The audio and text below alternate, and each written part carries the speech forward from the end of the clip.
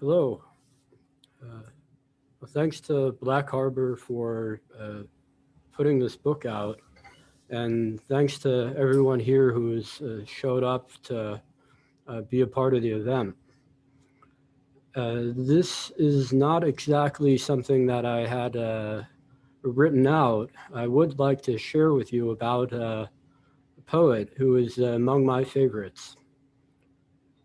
It was about 2008 with Alex Sclafani driving his white Toyota Prius with John Bostrom in the passenger seat and Mark Rizzi and I in the back.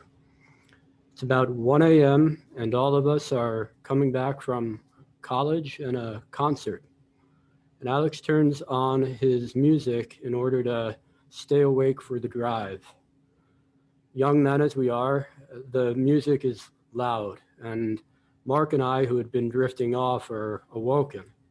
It's upbeat music, it's a hip hop track, and it's performed by a duo, Eyedea and Abilities. And Mark and I had known the names because up front, Alex and Johnny had used those names as their World of Warcraft characters, Eyedea, Abilities, and they'd go around and play that. And we knew that they were musicians, and we didn't really ever hear their music. And we're feeling it. It's he and I turning left and right and nodding. This is good stuff. Eyedea was a phenom in St. Paul, Minneapolis. When he was a teenager, he was winning what were at the time highly popular freestyle battle rap competitions. He was coming up in the same venues as Eminem was. And the year after Eminem left, Eyedea won the competition called Scribble Jam, and he won it the year after. And then he went on and he won another battle called Rock Steady. And the way of these are that a pair of rappers or MCs go up on stage and they take 60 seconds to both delight the audience and insult each other. And there are few better than Eyedea in the history of the people who have done it. He had a way of bringing in the audience, and that's nice, and people do that. He had a way of combating what the other person said, and people do that as well. And the whole of it is that it can be done in real time. The words are invented on the spot, coming right from the mouth, right from the brain into the audience's ear. So at the same time, HBO was looking to find its voice as a broadcast network. And they put out something called HBO's Blaze Battle 2000. And Eyedea won that as well. And in the last battle, he had gone first.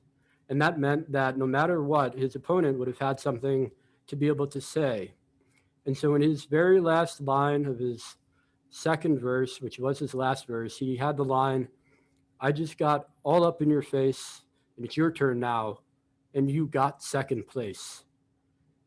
And he had the audience. He had them from the beginning, from the first time he opened his mouth. And he had them because he was so engaged and so alive on that stage. It was true performance and was happening in front of everybody's eyes. If there were other folks going out there who had written down what they wanted to say beforehand, he would see it. The audience would see it, and he would point it out. And he would make it so that there was no question that he was in that moment at that time. He would directly say something against what had been said before. And he did very well for this. He made his name there, and he put out some albums as well. He put out an album called How I Won the Right to Think, and he put it out under a name other than Eyedea. He put it out under Oliver Hart, as in all he wanted was Oliver Hart. This morning I was listening to that album, and there's a song on it. It's called Weird Side. And I don't know the last time that I listened to Weird Side. And in the years since I've listened to it, the first verse has been in my head. And that verse goes, "Why they always looking at me like there's something on my face, man? No matter where I go, I'm always feeling out of place. And I know I'm not your regular. I got a different taste, probably because most of my life spent right in my basement. I didn't watch the Super Bowl. I don't drink alcohol. I don't carry ID. I don't shop at the mall. I'm extra argumentative and really good at fast talk. I can't dance or sing, but I can rap my off. And my voice is unique. We'll leave it at that. But no rapper, has the ideas I have. And it ain't like the skin color really is significant. It'll put you in a category of art or idiot. And I ain't trying to fit in. My life's like a novel of science fiction. My mission is to get into your mind and make you listen and rewind what you were missing every time that you insistent to be blind and pick a picture with the rhyme, and then I hide behind the pick and fence and such little wickedness, and I win at this, so you better me. I only smile in public if I got a lot of energy. Don't go to the docs. I got my own remedies, and I almost forgot. I've got a really good memory. Now that's music, and it's performed only by Eyedea with music backing, and it's an upbeat, and it's actually a song that goes on to talk about his view of himself in the world. And what makes it music and not poetry is that it is so much more alive when the music is with it. And to hear just the words, you can hear the thoughts that he's had, and it's only with the music that it can fully be expressed as the feeling that goes into it. And so he was a poet as well.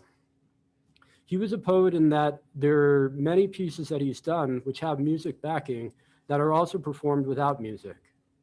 And there's something about poetry which goes to say there are the words of the poem themselves, and they're not there necessarily to be thought about as much as they are to be felt. And that's a core of any poem, is that the words are there, constructed, perhaps written extemporaneously, and they are meant from the author's point of view to evoke a feeling that goes beyond the words themselves. Eyedea was not someone who had a straightforward path to fame, and you haven't heard of him, and that was by choice. After winning that competition on HBO, he was set up for nationwide fame. Puff Daddy offered to sign him, practically shot it down from the moment that it was offered.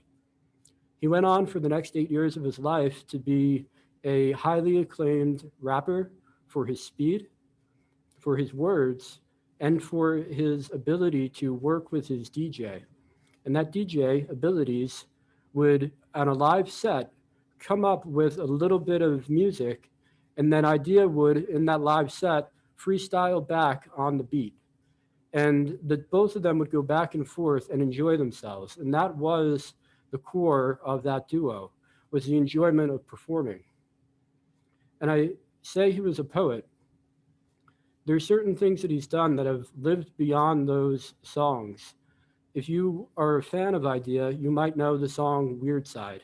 You might know it and listen to it again for being a fan of him and having some sense of who he was and that his personality would matter to you.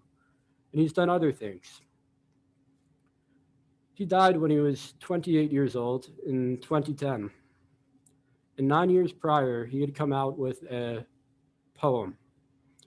And it was performed for a recording and given musical backing. And when it was performed live, there was never music to it. He would, as he grew up, change the age that he set out the song. And he originally wrote it at 19 and says as much in the song. And as he grew, I believe that as it was received, the audience was feeling it as if it was themselves, and they could feel and see themselves in him, the performer. So that one was called Even Shadows of Shadows.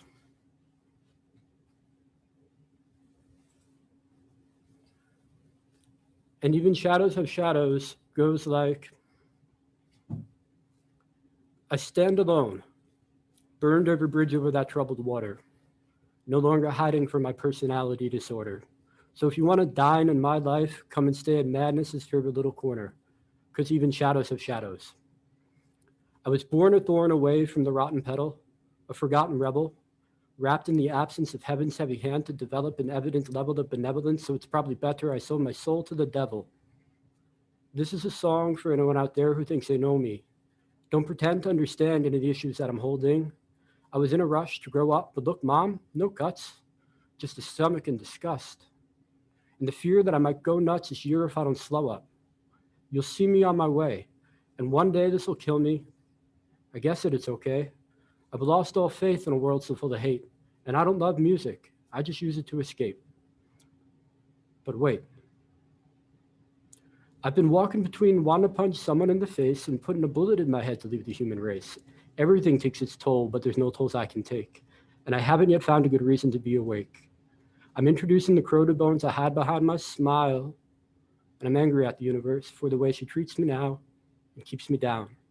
Stealing all my energy, concealing my identity, not dealing with my tendencies. I peel the skin and then I squeeze a real and printed head disease, not kneeling to the entity who built this penitentiary is guilty in a sense because he was willing to just let me bleed while I wore a game face. So in 10 years, don't check for me because I'll be in the same place. This planet's just an overpopulated mental hospital. Any zombie walk around constitutes another obstacle. So here it is, finally coming out my shell. All 30 years of my life have been in conflict with myself, insecure about every facet of my existence, from my addictions to the condition I choose to live in. And who you kidding? I suffer from excess anxiety, a product of pollution in American society. So stare into my eyes and see the hell that burns inside my mind. I no longer have an ego I can hide behind, but I've been fine disregarding my insanity. And every form of art isolates you from humanity. It's been provoked against being force-fed a decade and 3 years of headaches from my peers. Now I realized I could have learned more on my own. They taught me how to know everything I need to grow. Well, everything except my soul, which is the only thing that ever meant anything to me at all. So, I leap with golden hope to rip the leash that holds my focus, but the fact remains the same. I'm still bound by chains. Some people say I'm changed and it's harder to relate to me. Well, I never liked you anyway. Our friendship was make-believe. Now, I'm peeling the mask back end, revealing the rap that's been, filling my organs, drilling short distorted portions of morbid masochistic torture that unfortunately crafted an interest to orbit my portrait and inflect my image with disorder. The minutes get shorter. The walls start to close in, and it feels like my brain is hanging on by one clothespin. I've hidden in the darkness for too long. I make it look all right on the outside, but on the inside, it's all wrong. I want life to change, and I don't know if it can, for a man or a machine or whatever I am. And I stand alone, burned every bridge over that troubled water, no longer hiding from my personality disorder. So if you want to dine in my life, come and stay at madness's favorite little corner, because even shadows have shadows.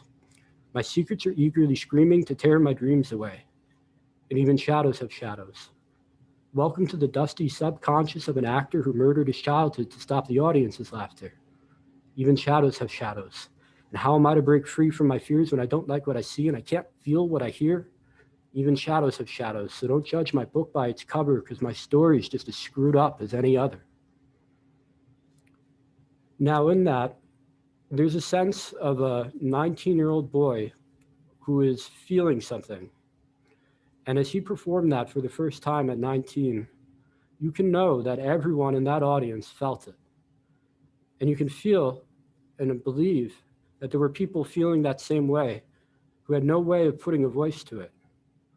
And this is what poetry can do for us. If that can be something that we try as we go out the world, is to put a voice to those things which can't be spoken and those feelings which have no words, well, then we can all be poets like Eyedea. And it's a very nice thing to have that type of thing in our lives, to have poetry, to have ways of expressing both fear, both love, beauty, ugliness, and every color that life has to offer. So Eyedea today is no longer alive, and his poetry is. And I think that's one of the fine things about poetry. It can outlive an author because it's not meant to be the author expressing something about himself or the author giving any sense of who they are. It can be about who we all are. So thank you to Black Harbor, and thank you to Catherine and Zoe and Alex. I see you all there joining. I'm glad to have my friends here. And thank you for everybody on the stream, everyone in this room. It's very nice to be here. And now I'll take any questions about Beyond or poetry or anything.